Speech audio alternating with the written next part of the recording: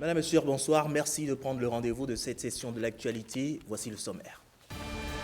À la une, des travaux de voirie et d'assainissement bientôt réalisés dans 7 des 12 communes chefs-lieux de nos départements. Ainsi en décide le Conseil des ministres ce jour. En tout, 2 communications, 3 mesures normatives et plusieurs mesures individuelles. Ils sont souvent surnommés les fourmis blanches et suscitent à première vue des actions d'extermination. Les termites sont-ils réellement nuisibles et ravageurs ou sont-ils ingénieurs? Réponse dans le dossier du jour. Et puis, hors de nos frontières, plusieurs faits marquants l'actualité. Au Ghana, la Cour suprême rejette 2 recours déposés contre une loi anti-LGBT. Pendant ce temps, au Mali, la chaîne privée Joliba TV reçoit une suspension. Bienvenue à toutes et à tous. Elles ont différentes localisations géographiques, mais auront bientôt en commun leur entretien. 7 communes de départements divers vont bientôt connaître des travaux de voirie et d'assainissement, mais aussi la construction d'équipements sociaux communautaires. Voilà l'une des décisions de la réunion hebdomadaire des membres du gouvernement tenue ce mercredi. Le détail dans le compte-rendu du porte-parole du gouvernement. Sous la présidence du chef de l'État, M. Patrice Talon, le Conseil des ministres s'est réuni ce mercredi 18 décembre 2024 et a acté les décisions dont voici la teneur. Au chapitre des mesures normatives.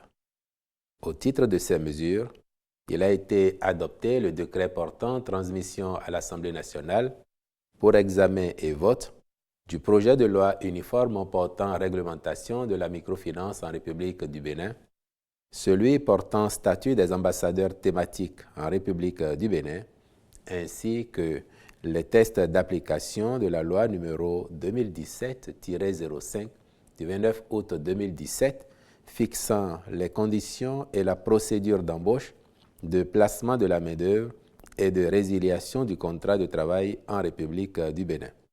Ceci se rapporte aux conditions et modalités d'emploi de la main-d'œuvre étrangère en République du Bénin, modalités de désignation des assesseurs et conditions d'exercice des fonctions d'assesseurs dans les juridictions du travail, modalités de répartition des produits des amendes, réprimant les infractions à la législation du travail. S'agissant des communications, en point 1, contractualisation avec diverses sociétés dans le cadre du projet de construction d'un complexe immobilier au profit du ministère de la Justice.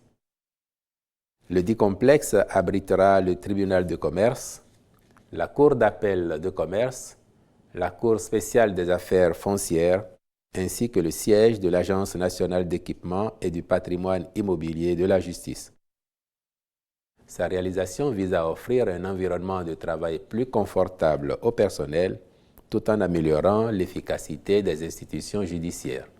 À cet effet, le Conseil a marqué son accord pour la contractualisation avec les entreprises sélectionnées en vue de la maîtrise d'œuvre et de la maîtrise d'ouvrage délégués. En point 2, réalisation des travaux de voirie et d'assainissement et construction d'équipements socio-communautaires dans les communes d'Alada, Aplawe, Lokossa, Djougou, Kandi, Dassazoumé et Pobé. Ces travaux impactent ainsi 7 des 12 communes chefs-lieux de nos départements et interviennent au titre des investissements municipaux portés par le programme BRIC.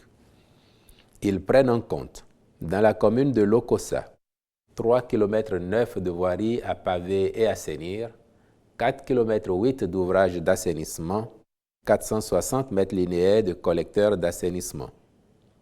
À Aplawe, ce sont 3,4 km d'aménagement de voirie principale et 1,2 km de bretelles, ainsi que 889 mètres linéaires de collecteurs d'assainissement à réaliser. Dans la commune de Kandi, il s'agit de l'assainissement et du pavage de 6 rues pour un linéaire total d'environ 3,9 km. En ce qui concerne Alada, 4,46 km de rues seront aménagées, pavées et assainis.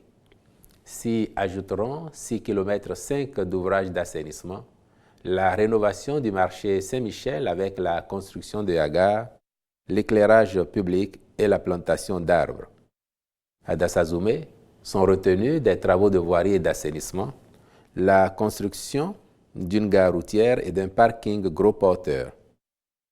S'agissant de Pobé, 3 km 507 de rues sont à paver et assainir, complétées par 5 km 5 d'ouvrages d'assainissement, l'éclairage public et la plantation d'arbres, l'assainissement du marché et le pavage de ses voies d'accès sud et est, l'assainissement de la gare routière, la réhabilitation du hall IFA, l'aménagement de l'espace vert justant l'hôtel de ville, l'éclairage public et la plantation d'arbres. Enfin, dans la commune de Djougou, 2 km 6 de voiries sont à paver et assainir, en plus de 991 mètres linéaires de collecteurs d'assainissement à construire. Les ministres concernés accompliront les diligences nécessaires à la formalisation des contrats de marché et veilleront à la bonne exécution des travaux. Au chapitre des mesures individuelles, enfin, les nominations ci-après ont été prononcées. Au ministère de la Justice et de la Législation, après avis du Conseil supérieur de la magistrature, président de la Cour d'appel de Cotonou, M. Alexis Metaou, conseiller à la Cour d'appel d'Abomey, M. Taurin Afoyon, conseiller à la Cour d'appel de Parakou, M. Lucien Djimenou, premier substitut du procureur spécial près la Cour spéciale des affaires foncières, M. Sovide Gaou, président du tribunal de première instance de deuxième classe d'Aplaoué, M. Guy Nungpo Honga, procureur de la République près le tribunal de première instance de deuxième classe d'Aplaoué, M. Horteyi Semevo Medar Gandonou, procureur de la République près le tribunal de première instance de deuxième classe de Lokossa, M. Adeola Paul Richard Damata, président du tribunal de première instance de deuxième classe d'Alada, M. Valentin Vijanayi Videhome Kpako, procureur de la République près le tribunal de première instance de deuxième classe de Malanville, M. Eric Fidemanti. Au ministère des Affaires étrangères, ambassadeur chargé de la diaspora afrodescendante dans les Antilles, M. Georges Emmanuel Germani. Au ministère de l'Industrie et du Commerce, inspecteur général adjoint du ministère, M. Rufai Morou, directeur général de l'Agence nationale de normalisation de la métrologie et du contrôle qualité, M. Mohamed Nazif Moutawakilou El Hadji Alassane, directeur du développement industriel, M. Jérémy Towenonda Dovoedo, directeur du commerce extérieur, M. Fousseni Gomina Mama, conseiller technique juridique, Mme Jodavi Flora Akouté, je vous remercie. La diplomatie béninoise au service du développement économique et de l'amélioration des conditions de vie des populations, cela fait déjà plus de 8 ans que plusieurs réformes gravitent autour de cet idéal dans la mise en œuvre du programme d'action du gouvernement. Tenez, l'an 8 notamment est marqué par un bilan assez élogieux. Le ministre des Affaires étrangères l'a dressé dans une émission diffusée sur nos antennes.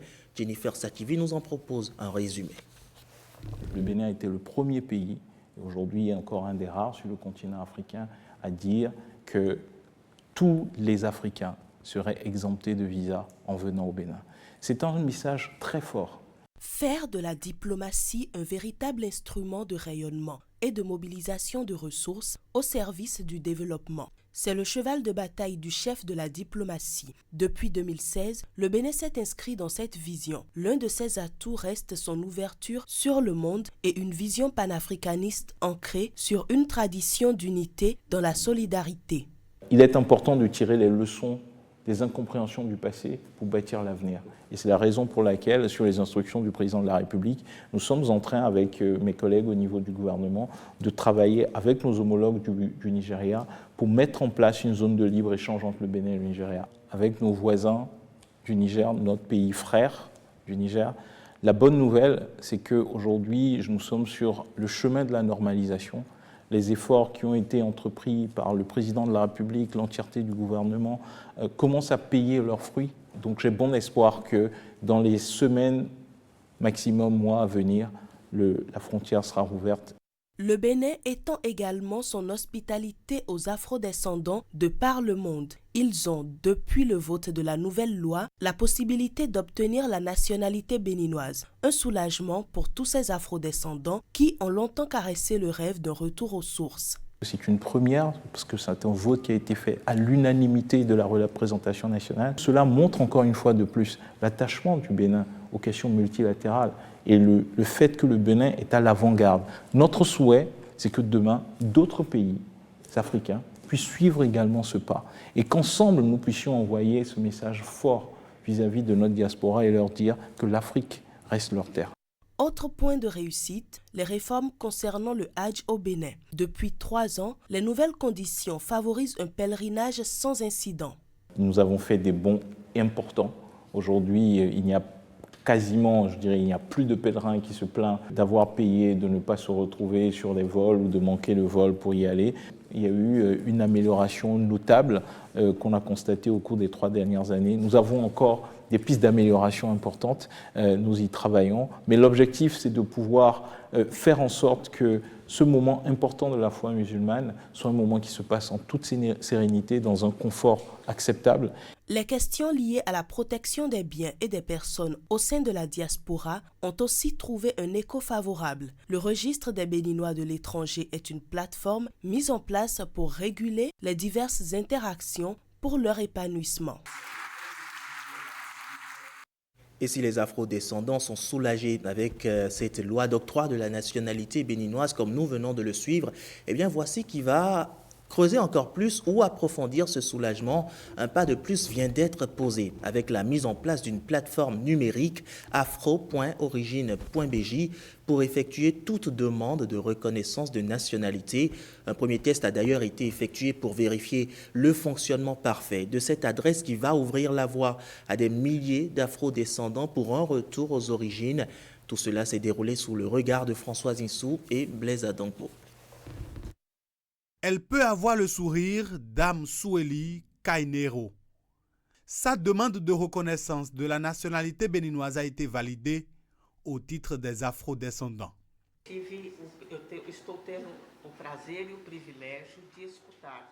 suis en train d'avoir le plaisir d'avoir la réponse à une demande, dans la demande de beaucoup d'afro-descendants que le président lui-même, le président de son Excellence, M. Patrice Talon, a initié avec l'appui de tous les ministres ici pour que ceci soit une réalité aujourd'hui. Vous allez sur la plateforme, vous remplissez les informations qu'il faut, vous envoyez les documents nécessaires et vous soumettez votre demande. Votre demande sera étudiée en back-office. Nous avons des vérifications à faire. Une fois que ces vérifications sont effectuées, puis la plateforme, on peut valider votre demande et vous recevrez directement dans votre mail l'attestation provisoire de nationalité béninoise qui vous permettra de descendre au Bénin pour continuer les démarches nécessaires pour finaliser votre démarche. Comme Soueli Kainero, d'autres personnes peuvent faire de même. Le gouvernement du président Patrice Talon a déjà fixé les conditions avec la loi 2024-31 du 2 septembre 2024 relative à la procédure de reconnaissance de la nationalité aux afrodescendants. Ils doivent être, de par leur généalogie, ascendants d'un Africain, d'un afrodescendant déporté dans le cadre de la traite des Noirs et du commerce triangulaire. La deuxième condition, c'est d'être issu d'un territoire de déportation dans le cas toujours du commerce triangulaire.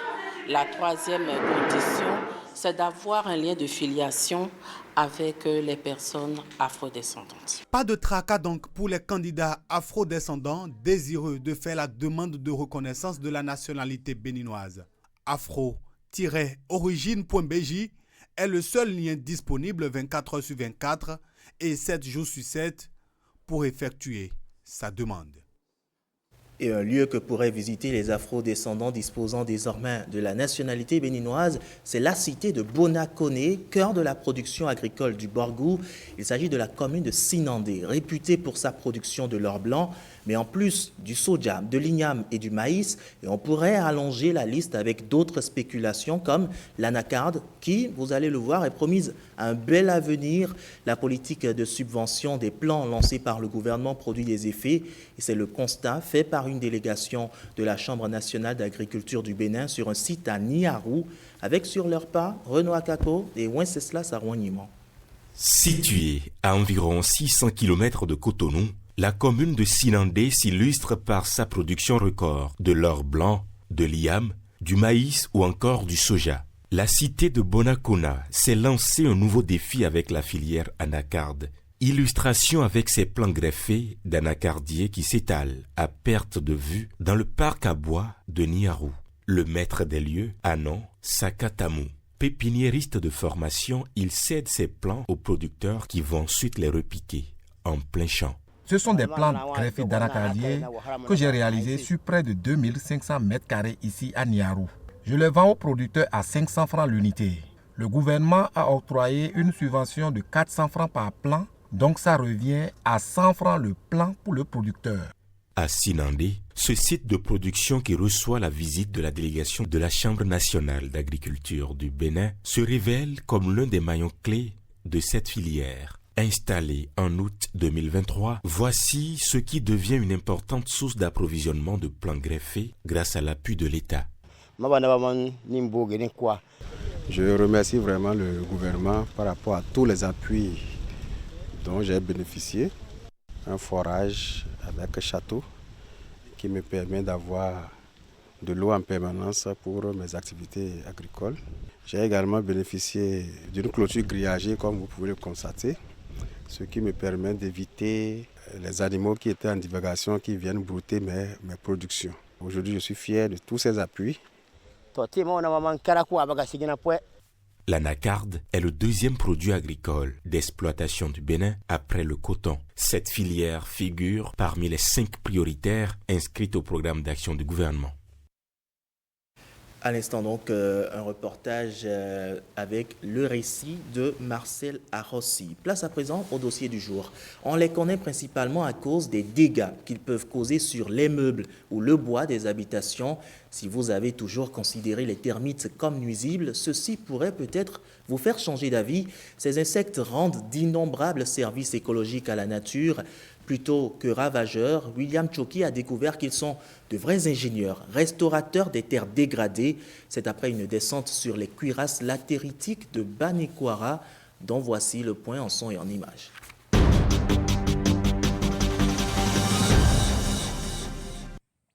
Des cuirasses latéritiques affleurent en surface et s'étendent à perte de vue.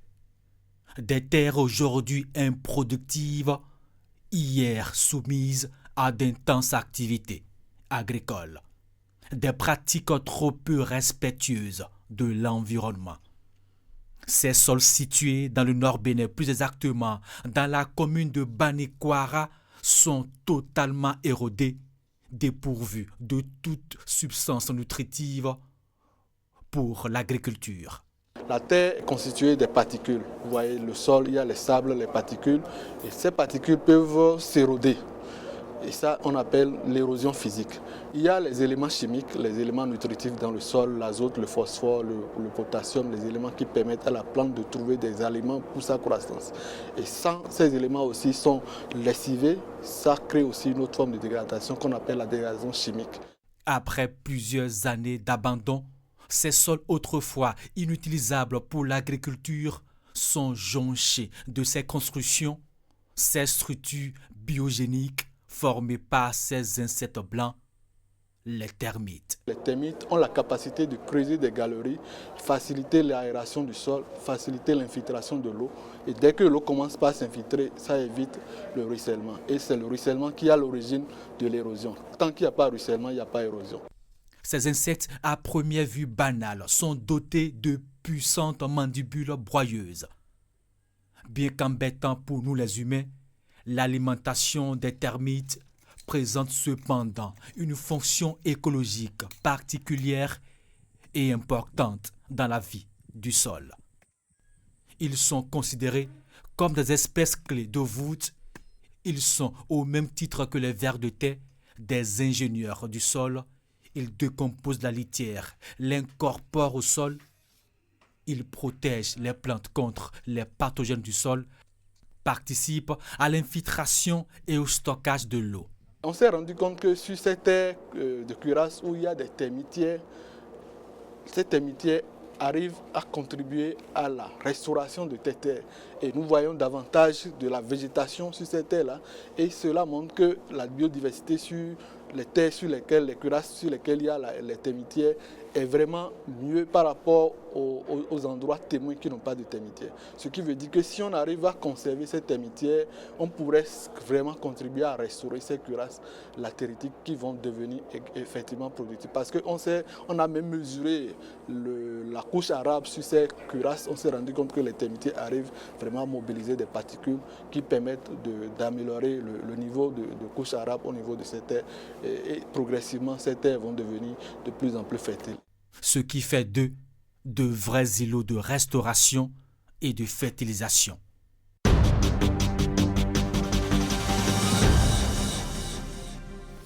Écho à présent de la deuxième édition des consultations médicales foraines au profit des personnes privées de liberté au Bénin. Elle a été lancée mardi dernier à la maison d'arrêt d'Abomey-Calavi, une campagne qui vise à garantir à tous le droit à la santé.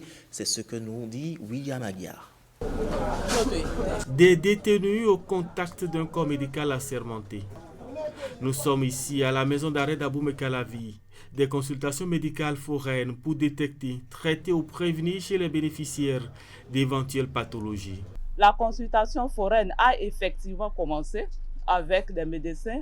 On a 16 médecins qui ont été mobilisés pour les consultations et 16 infirmiers qui ont aussi été mobilisés. Donc on a constitué 16 postes de consultation. On a eu du matériel qu'il fallait pour assurer correctement les consultations. 16 postes de consultation pour prendre en charge sur la quinzaine un peu plus de 3200 détenus à la maison d'arrêt d'Abomey-Calavi. À sa première édition, ces consultations médicales foraines ont connu des résultats certains.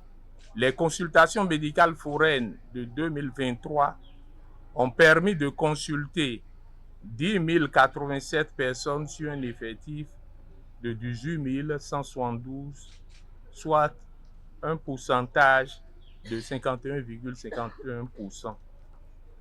De l'effectif des personnes consultées, 29 détenus en situation critique ont été immédiatement pris en charge, pendant que 1857 sont orientés vers diverses spécialités. Voilà tout l'enjeu de cette opération, garantir aux personnes privées de liberté leur droit à la santé. Démarrée le 16 décembre dernier, la deuxième édition des consultations foraines aux détenus du Bénin va prendre fin le 27 décembre prochain sur l'ensemble du territoire national. Et depuis le 17 mai 2024, un arrêté ministériel portant interdiction de la production, de l'importation et de la distribution des boissons alcoolisées en sachets plastiques est mis en application sur toute l'étendue du territoire national. Plusieurs saisies se font par les services compétents du département de l'industrie et du commerce. Du côté du Borgou, quel point faire de la lutte en près de 7 mois? Le directeur départemental de l'industrie et du commerce fait le point au micro de Ronald Robinson et Alexis Sassoba. La production, l'importation et la distribution des boissons alcoolisées conditionnées en sachets plastiques interdites au Bénin. Nous avons constaté que les gens vendent l'alcool à l'entrée des collèges, des écoles, publiques ou privées, impunément. Et les enfants prennent facilement l'alcool en sachet ou en petit bidon parce que le prix est très réduit et à leur portée. Pour arrêter la saignée, une lutte acharnée contre ce fléau, quelle que soit la forme de l'emballage, porte déjà des fruits dans le Borgou et la Liborie. Nous avons saisi dans les 2 départements confondus 28 types d'alcool en sachet plastique. Pour ce qui concerne les sachets, nous avons saisi plus de 450 000 sachets. Et en termes de bidons, allant de 50 ml à 100 ml, nous avons saisi plus de 9 500 bidons contenant l'alcool impropre à la consommation. Pour Rufus Sarré, consommateurs et trafiquants de ces boissons alcoolisées finissent mal. Il est bien précisé que ceux qui vendent des produits qui ne sont pas autorisés, qui sont impropres à la consommation, seront soumis au paiement d'une amende pécuniaire allant de 500 000 à 100 millions, avec la possibilité de privation de liberté allant de 3 mois à 5 ans. C'est la saisie systématique des produits, la fermeture donc, des boutiques incriminées pour une période allant de 2 semaines à 3 mois. Ce qui s'adonne à la consommation frénétique de ce genre d'alcool tombe fréquemment malade. Vous allez voir des gens vieillis précocement, selon les témoignages des médecins. C'est une source de l'insuffisance rénale et autres maladies. Des normes et des kits d'analyse rapide viendront bientôt renforcer le contrôle des boissons alcoolisées sur le terrain. Avis donc aux vendeurs et consommateurs de ces boissons alcoolisées en sachet plastique. La France renforce sa coopération avec le Bénin. Elle met à la disposition des forces armées béninoises un lot de matériel militaire pour leur permettre de mieux intervenir sur le terrain. La cérémonie de remise officielle s'est déroulée hier à Cotonou sous les yeux du ministre délégué chargé de la Défense nationale, mais aussi de nos reporters Mathieu Sokenou et Amandine Agnamboso. 15 véhicules de l'avant blindé, 10 conteneurs de matériel du génie et 2 bus. L'arsenal militaire du Bénin se renforce. Ces équipements sont le fruit de la coopération entre la France et le Bénin. Cette deuxième tranche de 15 VAB vient compléter les 15 premiers déjà cédés en l'année 2023. Elle s'ajoute également aux récentes cessions de nos partenaires européens, mais aussi américains, dans le cadre de la lutte contre le terrorisme. Vous les connaissez bien, ces VAB. Nos 2 armées les utilisent régulièrement. Au-delà de ces sessions, comme celle d'aujourd'hui, par ma présence à vos côtés, je souhaite vous assurer de notre soutien dans une approche partenariale et je peux vous assurer que nous sommes et resterons à l'écoute de vos besoins. Grâce à cet appui, les forces armées béninoises sont mieux équipées et préparées pour lutter efficacement contre le terrorisme dans la sous-région et au Bénin. Les matériels de génie viennent à point nommé pour accroître la mobilité et instaurer la mobilité et la protection de nos troupes engagées au front. Les 2 bus en cours de session aujourd'hui s'ajoutent aux 2 précédents pour définitivement autonomiser nos différentes prytanées militaires. La plus grosse attraction de cette cérémonie est la cession de 15 nouveaux véhicules de l'avant blindé. Les forces armées béninoises apprécient le coup de pouce opérationnel qu'elles reçoivent d'un partenaire de longue date. Soyez rassurés du bon usage de ces moyens sur le terrain en vue des grandes victoires sur l'ennemi terroriste. Les forces armées béninoises ont déjà bénéficié, en plus des innombrables détachements d'instructions opérationnelles, d'importants lots de matériel de la France. Pendant ce temps, des membres de la couche juvénile dans le Septentrion sont outillés à travers une tournée débutée le 3 septembre dernier. Le médiateur de la République a sillonné le Nord-Bénin à la rencontre des jeunes pour un plaidoyer en faveur de la paix. L'acte final de cette tournée a eu lieu à Cotonou avec des jeunes désormais ambassadeurs de la paix, Alain Sochoumain et François Inso pour le détail. Faire des jeunes du Septentrion des ambassadeurs de la paix et surtout de la cohésion sociale et du vivre ensemble. C'est l'objectif ultime de ce projet initié par le médiateur de la République à travers une tournée de sensibilisation. Comme le disait l'ancien président de la République burkinabé Thomas Sankara de regretter mémoire, je cite, « Une jeunesse mobilisée est dangereuse. Une jeunesse mobilisée effraient même les bombes atomiques. Fin de citation. C'est pourquoi cette couche est la cible privilégiée des individus sans foi ni loi qui les utilisent pour le renforcement de leur effectif et l'atteinte de leurs objectifs machiavéliques. Le défi consiste donc à mobiliser et susciter l'engagement de cette frange sociale vulnérable en faveur de la paix afin d'éviter qu'elle soit un instrument dans les mains des personnes mal intentionnées. De par les échos qui me sont parvenus, vous êtes assez outillés et capables de contribuer à la promotion du dialogue socio-communautaire.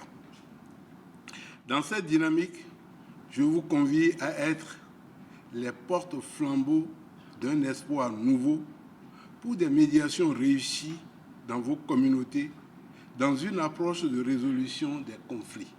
Nous souhaiterions que ces politiques favorisent, entre autres, l'installation des usines de transformation de matières premières dans nos communautés selon les zones économiques définies par l'État. Également la réduction des facteurs socio-économiques à l'origine de l'exode rural, par la création d'opportunités économiques pour les jeunes au niveau communal, l'amélioration de l'accès des jeunes aux services sociaux de base. Soutenue par les États-Unis, cette initiative s'inscrit dans la dynamique de protéger les jeunes contre la radicalisation et l'extrémisme violent. In fine, ils seront des messagers de la paix. Dans le département de la Libérie, le programme a aidé les jeunes leaders Fulbe à organiser des camps de jeunes pour faire participer les membres les plus marginalisés de leur groupe ethnique et résoudre les conflits internes à la communauté. Une jeunesse socialement intégrée, impliquée dans l'action publique et responsabilisée est, selon les initiateurs de ce projet, un acteur majeur pour la paix et la sécurité. Et en prélude aux prochaines élections au Bénin, les efforts se multiplient pour garantir des scrutins transparents et pacifiques. C'est dans cette dynamique que la Fondation œcuménique pour la paix en Afrique, en abrégé FOPA, a rencontré ce mercredi le représentant résident de la CEDEAO au Bénin.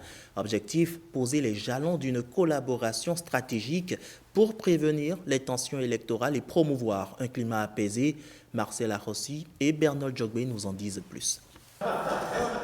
Elle est empreinte de convivialité, mais se déroule dans un cadre formel. Rencontre CEDEAO FOPA, Fondation œcuménique pour la paix en Afrique. Les échanges tournent autour de l'impératif de prévenir les discours de haine, d'éduquer les citoyens sur leurs droits et devoirs électoraux et d'accompagner les institutions nationales dans l'organisation de scrutins crédibles et dans le calme. Nous sommes venus rencontrer le représentant résident de la CEDEAO au Bénin, d'abord pour remercier les efforts de la CEDEAO et profiter de cette occasion pour échanger sur les élections générales de 2026 au Bénin.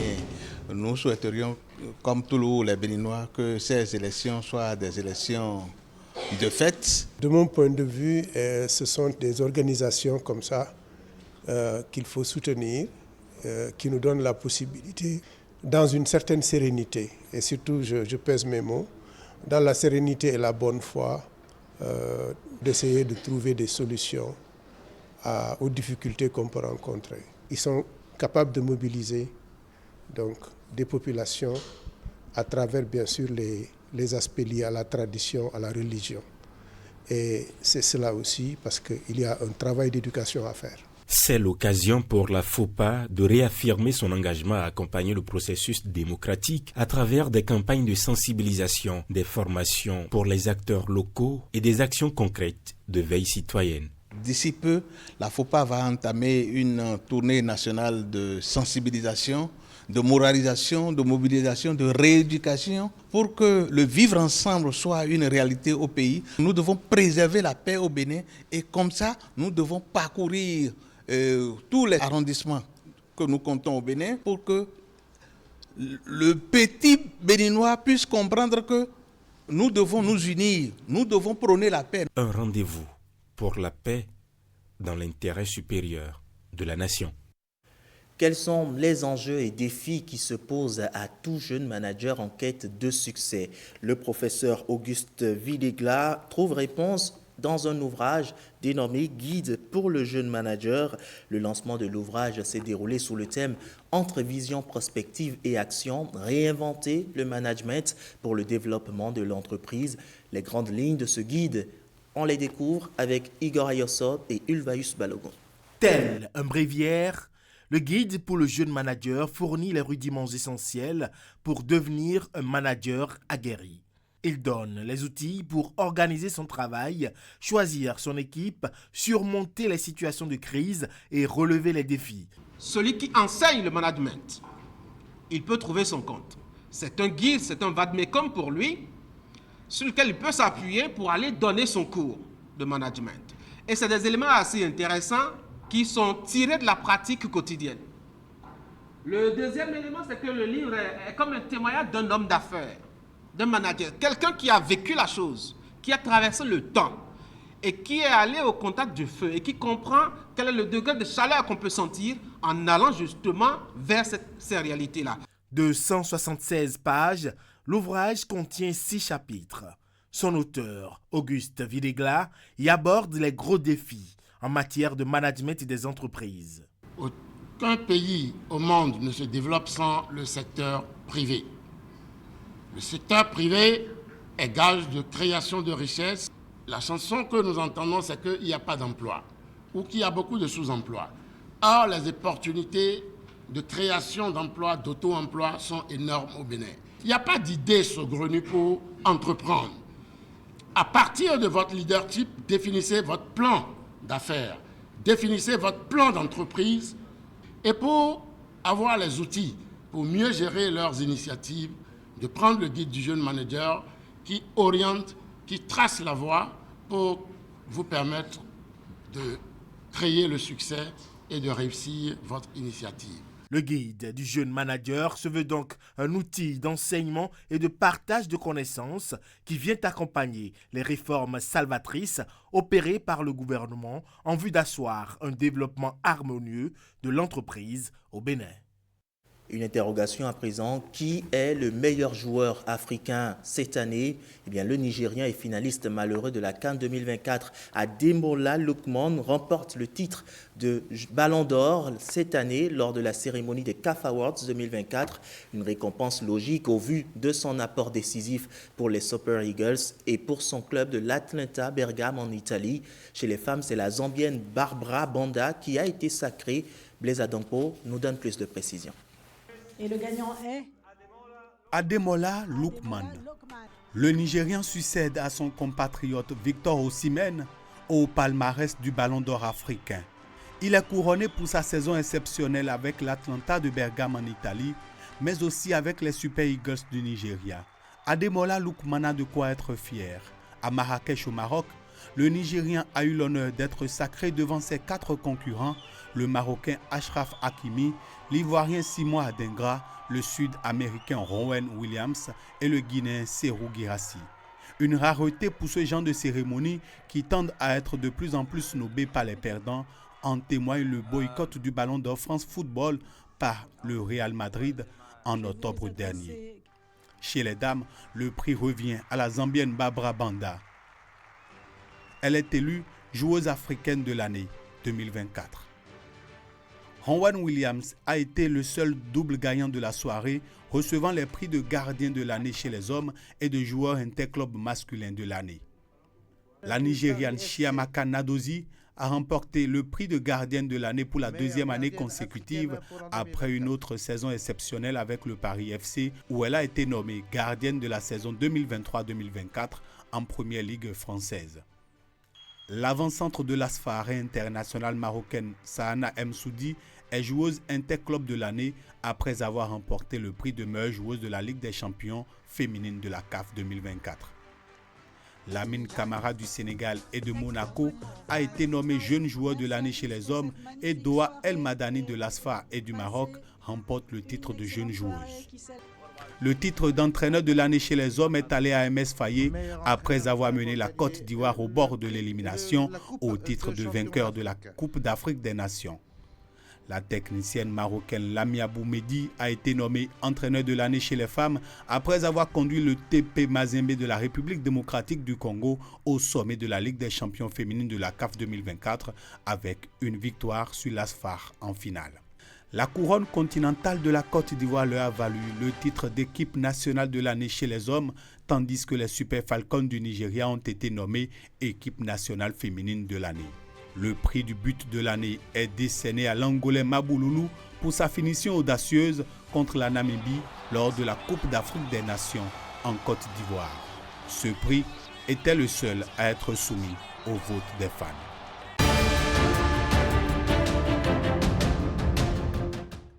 Le Ghana et le Mali sont entre autres les pays que nous parcourons ce soir pour le tour de l'actualité hors de nos frontières. C'est avec le récit de notre guide, Génial Afouda Monsiagoka.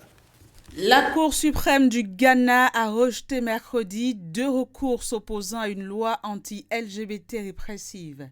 Adopté fin février par les députés, le texte restreint drastiquement les droits de cette communauté dans ce pays d'Afrique de l'Ouest.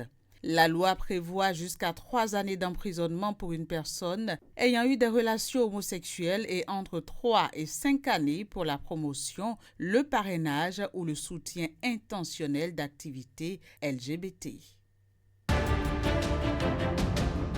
Au Mali, la télévision privée d'information Joliba TV News, fermée depuis novembre par les autorités, a finalement écopé d'une suspension de 6 mois. Cette décision survient après des négociations avec la junte au pouvoir. La haute autorité de la communication malienne avait décidé fin novembre de retirer sa licence à Joliba après une plainte du Conseil supérieur de la communication du Burkina Faso. L'autorité de régulation des médias au Burkina Faso demandait à son homologue malienne de sévir après qu'une figure politique malienne, Issa Kaoundim, avait critiqué sur Joliba les militaires au pouvoir au Burkina. Depuis lors, Joliba TV a cessé d'émettre, mais des négociations étaient en cours entre la chaîne et les autorités pour une reprise de la diffusion. Au moins 45 personnes tuées, plus de 500 autres blessées et près de 24 000 maisons entièrement détruites. Voilà le nouveau bilan établi suite au passage du cyclone Chido au Mozambique. Des chiffres rendus publics ce mercredi par l'Institut national de gestion des risques et désastres de ce pays d'Afrique australe. Le précédent bilan faisait état de 34 personnes tuées. Puis du sport pour finir, on parle football avec l'élection de Ademola Lookman comme meilleur joueur africain de l'année 2024. L'attaquant de l'Atlanta a été récompensé par la Confédération africaine de football. Et l'on ne cessera de vous récompenser, vous, chers téléspectateurs, pour votre fidélité. Merci de nous avoir suivis. Bonsoir chez vous.